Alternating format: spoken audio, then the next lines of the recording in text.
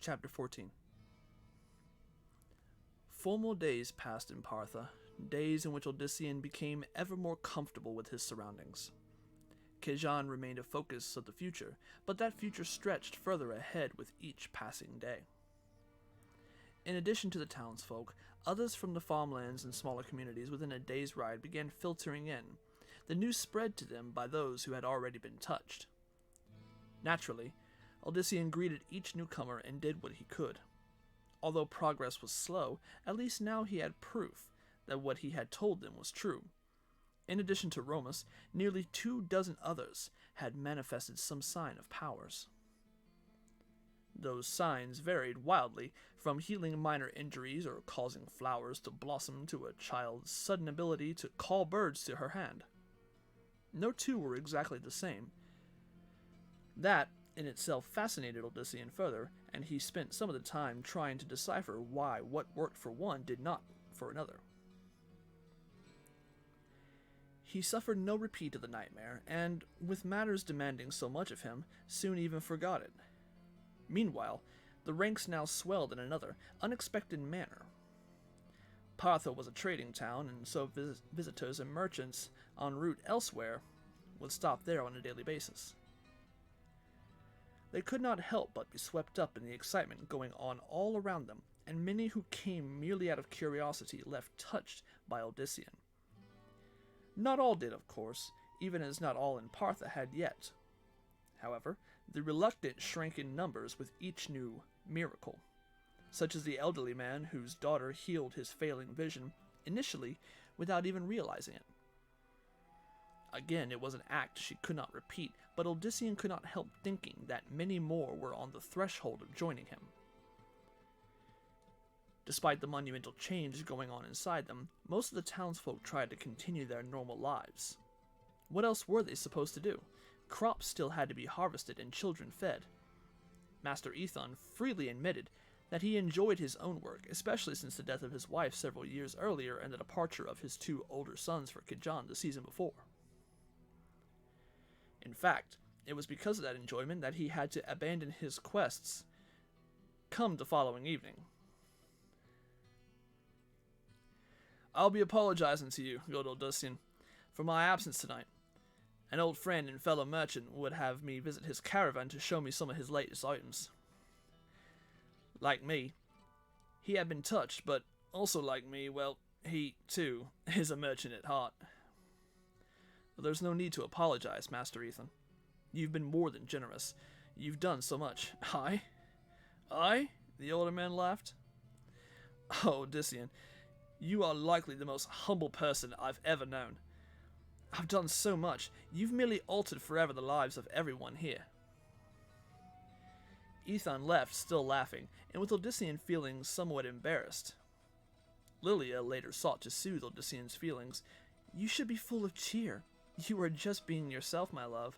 Nothing to be ashamed about." She kissed him. "But it is true, you are wonderfully humble, considering the truth." "Perhaps." He suddenly felt restless. "I need to walk. Where shall we go?" His discomfort increasing, Odyssean replied, "I'd like to walk alone, Lilia." "In Partha?" She sounded amused.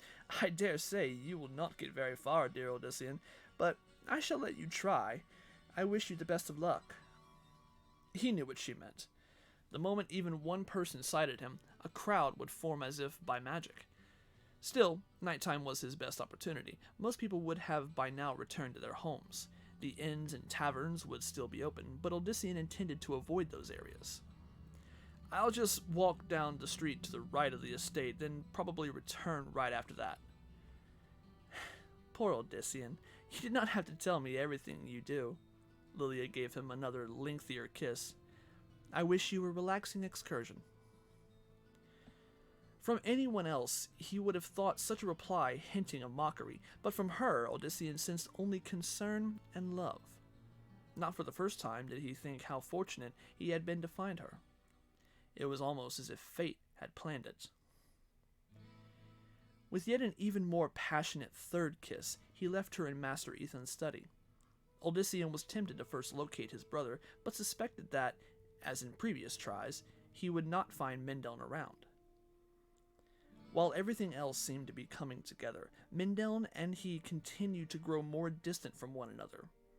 What made the situation worse was that the few times when Odyssean might have been able to talk to a sibling, he was without exception interrupted by new supplicants. Unwilling to turn down such requests, he had let the precious chances slip away. But there's got to come a time. Mindel was not well. Odyssean felt certain of that. The younger brother was hiding something important. What it was, perhaps only Achilles knew, but the hunter was also good at being absent when Odyssean sought to confront him. Even Cerinthia's presence at the gatherings did not seem to help Achilles nearby. Not for the first time, Odyssean swore to himself that all that would change as soon as possible. Somehow, he would find out the truth. For now, though, he needed to clear his own head and relax. The night air helped him almost immediately. As he reached the outer gates, Ethan's men suddenly saluted him. Like so many, they had experienced the awakening within, but still felt most comfortable keeping their normal routine. Fortunately, they also already knew to respect Odyssean's privacy. "I won't be long," he told them. "As you wish, Master Odyssean. We will be here for you when you return." He had given up trying to make them or anyone else cease calling him by such a title. Better that, at least, than being declared a holy one or the like, as some still did. He chose the least lit avenue and quickly headed into it. The darkness confronted him, its shadowy veil giving Odyssean a sense of anonymity that he truly needed at the moment. He began to think of his farm, surely either in utter disarray or in the hands of some opportunistic neighbor who had recognized the value of its soil. Odyssean hoped that at least someone had taken care of the animals properly. Faint voices warned him of someone coming from the other direction. Preferring to be alone, Odyssean turned down an even darker side and hurried off before the others would see him. What little he could make out of the tone of the conversation indicated that they were merely two members of Partha Guard making their rounds, but even they represented too much interaction with the townsfolk at this point. Odyssean had no idea where the new street went, but its seductive solitude was enough to keep him on it for some distance. The voices soon faded behind him. He began to relax, as not even sleep could help him do. For the first time since before the calamity in Sarum, the son of Diomedes felt like an ordinary man again. Then, another voice, this one whispering, caught his attention. Odyssean looked to the left, where he thought the source lay. But from his right came a second whisper. Like the first, it was just low enough to be unintelligible. There was something about its tone, however, that raised his hackles. "Who's there?" Odyssean called. "Who's there?" From left, the first voice began anew. Wasting no more breath, Odyssean leapt toward the sound, but his groping hands found only shadow. A third voice came from somewhere ahead. With a growl, Odyssean whirred in that direction, and once more nothing of substance could be found. Carefully, he retreated several steps, then glanced over his shoulder.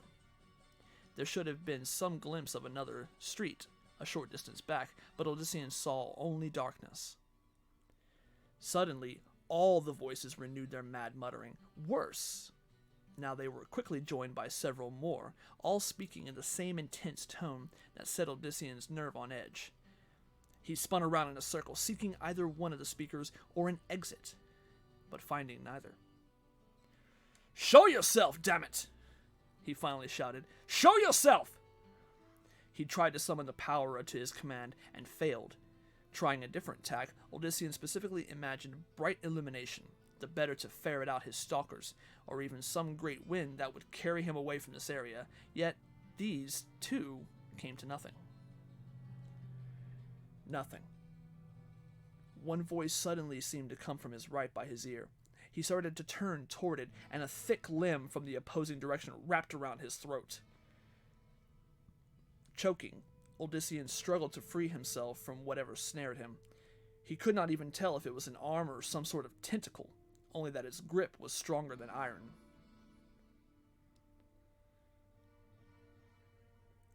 As the lack of air took its toll on him, Odyssean's thoughts went to Lilia. He can only assume that his attack had to do with Malik, and so he feared that the high priest would next go after her. Yet even that concern did not give him the might to escape. Then, from out of nowhere, came a hiss, followed by a snarl like that from the throat of a foul beast. At the same time, some instinct took over in Odyssean. Every muscle in his body tensed. The air rippled. A guttural exclamation filled the night, followed by immediately a crash. The tightness around Odyssean's throat vanished, along with it the insidious whispering. Suddenly there was only the sound of him trying to catch his breath, that, and the soft padding of swift boots. "Odyssean!" came a voice very familiar to her. "Odyssean, I thought I saw... Damn, I don't know what I saw." But despite that little obstacle, Achilleos had evidently managed a masterly shot. In the blackness, it could have just as easily been Odyssean whom he hit, and certainly that would have been a high probability had it been any other archer. However, Odyssean knew his childhood friend's skill well, and so understood that his life had never been in danger, at least from an arrow. "Thank you," he gasped. Achilleos, bow over his shoulder, helped Odyssean straighten. "Don't thank me for anything. I'm sorry I didn't manage to kill whatever had you, though I'm damned if I know why not. I had it, or him, right where the back of the neck should have been. If it was an assassin, he shouldn't lie dead at our feet right now." Making certain that Odyssean could stand on his own, the hunter knelt. A moment later, Achilleos muttered, "There's something here, but it doesn't feel like blood. Not fresh, anyway. Couldn't be from your attacker." Recalling all too well the sort of fiends that had been so far thrown against them, Odyssean was not so certain. For the moment, though, he would trust Achilleos' knowledge. Rising, the lithe figure rushed off in the direction of the crash. A minute later, Achilleos returned, what little was visible of his expression revealing his disgruntlement. "Something heavy struck the side of that building," he said, gesturing at the darkness from which he had come. "Cracked it good. But whatever it was got up right after and ran off." That, too, did not surprise Odyssean. Malik would have sent servants far more capable than the previous ones. They had planned their little trap better this time, waiting for him to venture out on his own. The high priest had read him well. He had known that his prey would eventually seek private time. Then it occurred to him to wonder just what the archer was doing here too. Odyssean had long given up believing in coincidence. But before he could ask, Achilleos said, "I'd suggest we leave this area for somewhere a little more populated. You might enjoy your privacy, but surely not that much anymore." With a nod, Odyssean followed his friend back the way they had come. Achilleos apparently could see in the dark much better than him. The hunter soon had them back in the vicinity of Master Ethan's house. Only then did both pause to breathe normally. "Much better," commented the blond man. "Thank you again," Odyssean returned. "Now, tell me how you happened to be right there when I needed your help." Achilleos cocked his head. "And why did you need my help, Odyssean? What happened to you back there?" Odyssean would not let the questioning turn to him, not just yet. "Answer me, Achilleos." There was a long hesitation, then. "I thought you were going to be in danger." His phrasing left Odyssean puzzled. "What do you mean?" "I just had a feeling that something was going to happen, and so I followed a hunch, that's all. And managed to follow it all the way to where I was." The archer shrugged. "It's nothing new, just an instinct. Father would have said it." Achilleos' father had been a hunter like him, one whose reputation had never been dwarfed until his own son. What makes me a good hunter, I guess. But Odyssean was thinking that it was much more than that. He refrained from saying anything, yet suspected that Achilleos had turned the very same gift that Odyssean carried into something honed to his particular talents. More to the point, it was possible that the archer's family had been doing so for at least 2 generations. That meant that there was more to the powers growing within them than even he had believed. Odyssean realized that he was likely not even the first to learn of the gift, merely the first to understand that it was something astonishing.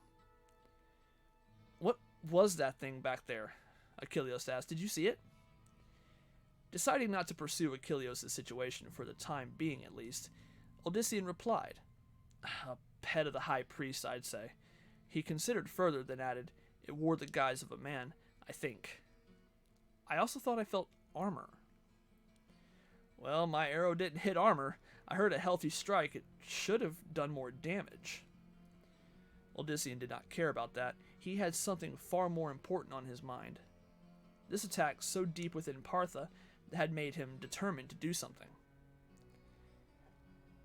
"Achilles, I have a favor to ask you. Promise me that you'll do it." "Not until I hear what it is, old friend. You know me better than that." "Then listen carefully and think even more carefully. Achilles, you're the only one I can trust to do this. I've decided that the others are only in danger here. I need you to lead them somewhere far away from me. Will you do that?" "When you say others, you mean especially Lilia, I presume." "All of you. But yes, I hope you can help her, obviously." Achilles glanced around to see if anyone was nearby. However, the streets were empty. "I understand why you would want Lilia, Sari, and Mendeln away from here. And you know that I most of all want Sari to be safe." "Achilles." The hunter waved him to silence. "I can never be you in her eyes, but I live with that. Still, even though we agree that they shouldn't be here, and I understand that you'd like me to safe too, naturally, I know that not one of them would agree to go, not even your brother. They'd fight me, fight you, Odyssean. This isn't safe for any of you. You've the proof of that tonight. And telling them of it would make them all that more stubborn, which I can't say I blame them for. You won't be getting rid of them or me, old friend. There's no way." But there was one way, Odyssean thought, the worst way of all. Although he knew the futility of discontinuing from the argument, Odyssean opened his mouth to try, only to shut it at the sound of hooves. Both made immediately tensed, Achilles freeing his bow. However, the figure riding out of the black street turned out to be none other than Master Ethan. The merchant sighted the two men and reined his horse to a halt just before them. "Odyssean, Archer, what causes you pair to stand out here, looking so filled with distrust?" Achilles grinned. "Just nerves, Master Ethan. Just nerves, that's all." With a quick nod, the son of Diomedes agreed. "I needed a breath of air." "And I'm not surprised about that." The older man dismounted. Reins in one hand, he slapped Odyssean on the shoulder with the other. "Much you have done, Odyssean, old Diomed. Much you have done." He hesitated, then added, "And if there is anything I can do to be of service to you, beyond what I already have, please do not hesitate to come to me." Odyssean felt embarrassed. Fortunately, Ethan unexpectedly turned his attention to Achilles. "Have I told you what a fine bow that is, Archer? I had my eye on it the first time I saw it. 'Twas my father's, Master Ethan. He kept it as good as the day it was carved, and I've done my utmost to see it stay like that. Half a man's skill depends on the bow he wields." "So much, you think? May I hold it?" the merchant asked, extending a hand. "By all means." Achilles let their host inspect the weapon. Ethan ran his fingers expertly over the finely crafted piece. Odyssean, who himself had admired and even fired the weapon several times over the years, saw it anew. Few there were who could even surpass the work of Tremus, Achilles' father. But had Tremus' exceptional talent with carving also been some variation? After giving the bow a very thorough inspection, Master Ethan finally returned it to its owner. "A splendid piece, yes. I look forward to seeing it in action again." His comment caused the other two to briefly exchange glances. The leader of Partha had no idea what he was asking.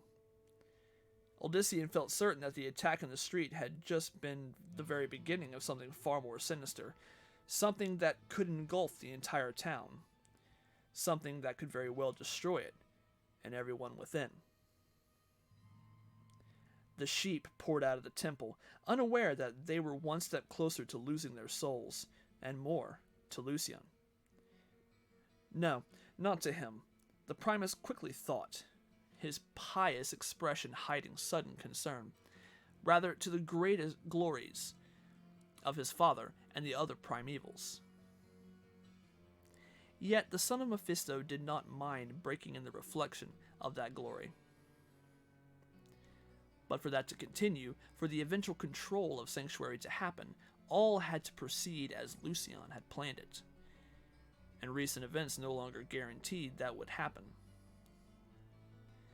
Matters had to be set properly back in place. For a demon, Lucian was a very orderly being. He liked things just so. The other two high priests, Herodias and Balthazar, came up to him and bowed respectfully. Generally, after the Primus had given a sermon to all three orders, he and his most loyal followers met in private for further discussion of the Triune's progress toward domination. Not this evening, however. Lucian had to focus on restoring the situation, while his servants were useful. When it came to the planning, he relied most on himself. "We will speak together tomorrow eve. Come the moon. Go and see to your duties." Those duties included indoctrinating the faithful who had reached the point where they had begun to turn to the true doctrines of the temple: hate, destruction, and terror. The methods by which the Primus and his servants slowly manipulated the fools toward that end were many and ranged from the mundane to the magical. Some of the faithful were more attuned to this, the weak-minded ones, and they were carefully picked out of the throngs and invited to special sermons. There, the subtle shapings of the Primus's private servants delved deep within the mortals' minds, seeking that which lay in the darkest recesses. But Lucian could only rely on the two humans before him to handle such matters for a time. He dismissed them and hurried back to his private sanctum. It galled him that he had to do his work in secret, but some sacrifices had to be made, especially if she was indeed involved. Malik's efforts would make for a good distraction in that regard, causing her to be unaware of what Lucian also intended. The four guards snapped to attention as he passed them. They wore the semblances of peace warders, but were Morlu. Anyone foolish enough to attempt entry without permission would quickly learn the difference. A moment before, they were cut to pieces. Shadows filled the chamber, Lucian's work now more suited for the dark. He looked to where two more Morlus stood sentry over a cowering young man in the gray garb of a novice cleric. In the first part of their study, those chosen by the high priest did not wear the robes of any order, for it was by the Primus's decision which one they would best serve. "Icarian," Lucian intoned. He wore his most kindly expression, which was lost on the youth in front of him, who knew who and what his master was. "Greatest my lord," Icarian stammered, going down on one knee. "Merciful is my lord." This brought a chuckle from the Primus, who knew himself much better than the mortal obviously did. He reached down to the kneeling figure, stroking the chin of his chosen. "Dear Icarian, you know the sacrifices you make to take on the mantle of a cleric, do you not? And I have accepted them gratefully, have you? Your sisters were to be brought to us, to be made our loyal handmaidens." Lucian had a very earthy taste for human women, especially untried ones. It was a mark of how devoted his acolytes were that they willingly sold their own to prove their love for him. "But they appear to have left for a long journey." Master Eye, the hand that stroked the chin, now painfully clamped his mouth shut. Still speaking in the same kindly tones, Lucian continued, "They did not travel far, though, thanks to the very dedicated Brother Tomal, your good friend. I had the pleasure of discussing their talents with them only last night." Icarian made the mistake of trying to leap at his master. One of the Morlu drew his great axe, and in a single swift motion removed the rebellious youth's head. The head tumbled into Lucian's hand, and he turned it upside down to preserve the contents. The son of Mephisto prepared to do this own slaying, but could not fault the warrior for his enthusiasm. "Leave the carcass," he commanded the Morlu. "You are dismissed." The armored figures bowed and departed. Lucien paused, then glanced up at the deepest shadows above. "Astroga, I know you watch. I have a tidbit for you." "At what cost?" came a hissing voice. "What the cost, O Lucien?" "Nothing you cannot afford, dog of Diablo. We shall speak of it later. Take the carcass." Something white and like rope shot down to where the body lay. It resembled the webbing a spider might shoot, only much, much larger, as if a creature at least as great as the sun Mephisto somehow hid in the recesses of the ceiling. The headless body shot up, pulled by the webbing into the shadows. A moment later, there was a horrific slurping sound. "He has been bought," Lucien thought to himself. "That leaves just one more." With his free hand, the Primus drew a triangle symbol not unlike that of the Triune in the air. The pattern flared a savage crimson, then drifted to the floor, sealing there. Lucien tossed Brother Icarian's head into the center. It landed perfectly. The bulging eyes staring up, the mouth slack as if in mid-scream. Blood puddled around it, the actuality feeding the burning symbol with power. "Gulag, I have something for you. Come and get it." The stone floor beneath the head began to shift as if suddenly liquid. The magical pattern remained intact, as did the stones beneath, but they rolled and twisted as if part of a turbulent sea. Then a gap reminiscent of a whirlpool opened up just to the right of the pattern. Although it was circular within, one could see ridges of teeth. The mouth swirled around the pattern twice, then sought to engulf it. Dark sparks arose each time it attempted. At least the toothy gap paused. "Stupid is Gulag," came Astroga's monstrous voice from above. "Like his master he is." "You have your treat, Arachnid," reprimanded Lucien. "Be still." The demon above grew silent, save to renew the slurping that marked his eating. The macabre mouth attempted once more to take in the head, and once more the pattern kept it away. "Rise up, Gulag." The floor began to swell. It took on a shape vaguely humanoid, vaguely porcine. Its body still maintained the stone design of the original floor, but approximately where the head should have been, 3 eye stalks suddenly sprouted. "Lucien," it said, the voice akin to the last gasp of a dying man. "Want." "And so you shall, servant of destruction, servant of Baal. But in a moment, you and Astroga must assist me with a spell. Will you?" Above, the slurping ceased again. "Expensive is this meal, this one thinks now." Lucien's expression grew sharp. His eyes seemed to sink into the sockets, and he was suddenly half again as large as before. "You accepted it, Spider, just the same. A bargain made without bought is still a bargain." "So it must be," the other demon replied reluctantly. Looking slightly more like the genial Primus again, the son of Mephisto focused on the second demon. "And you, Gulag, do you have any reservations about accepting what I offer, even before hearing the price?" "Destruction." He smiled at the simple question. Yes, there could very well be some. "Head." It was as close to an acquiescence as Lucien would get from one of Baal's minions. He gestured at the pattern, removing it. Gulag's mouth suddenly expanded to nearly his entire body length. The skull of Brother Icarian tumbled into the bottomless maw, vanishing. The demon shut his mouth, then formed a crude smile out of the stone pattern. Lucien nodded. Steepling his fingers, he closed his eyes in thought. Excellent. Now, this is what I seek from the two of you.